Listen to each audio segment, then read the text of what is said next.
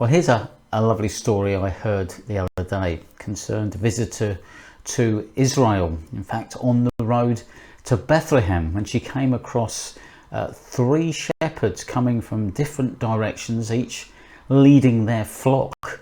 And they converged at a crossroads and stopped to have a chat. And while they were passing the time of day, all the sheep mixed and mingled into one massive great flock. And this lady was thinking, my goodness, how is one shepherd going to know his sheep from another when they eventually go their separate ways? So she was so intrigued, she hung around to find out.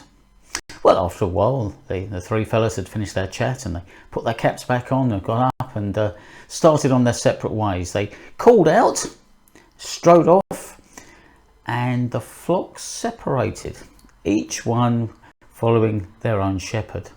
Not one went astray, not one was lost. You see, they knew the voice of their shepherd and they trusted that shepherd to lead them to good pasture. And perhaps it's no coincidence that Jesus refers to himself as the Good Shepherd.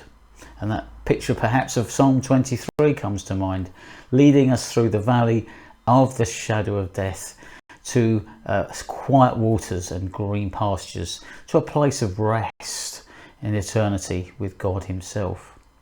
But of course, we can only follow a shepherd if we recognise his voice. And there are a lot of voices out there today clamouring for our attention, offering us lots of goodies and promising us different destinations.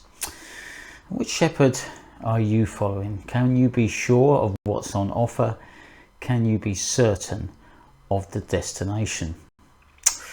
Well, Jesus does claim to be not just the shepherd, but the good shepherd that leads us through that valley of the shadow of death to take our place in God's presence forevermore. Are you following that particular shepherd in the direction that he's leading? Or are you following one of the others, and who knows where he may be leading you? Well, I don't know what you think, but it's certainly worth a thought.